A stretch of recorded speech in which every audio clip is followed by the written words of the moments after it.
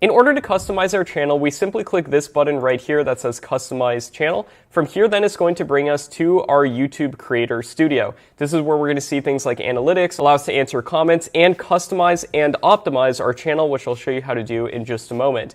In order to customize our channel, there's a few key things I recommend doing. First and foremost, I recommend adding a profile picture. In order to do this, you just click branding, and from here you can upload your profile picture. Just click upload. I recommend uploading at least a 1080 by 1080 image to make sure it's as high resolution as possible. The next step then is to upload channel art, which we can do right here. This will be the banner of the background of our channel. And the recommended size for channel art is 2560 by 1440. And some great free image editors that you can look at for doing this that give you templates include Snappa and Canva. I also recommend adding what is called a watermark, and this can simply just be your profile picture right here. It gives people one more opportunity to subscribe to your channel if they hover over it in the bottom corner of every single one of your videos.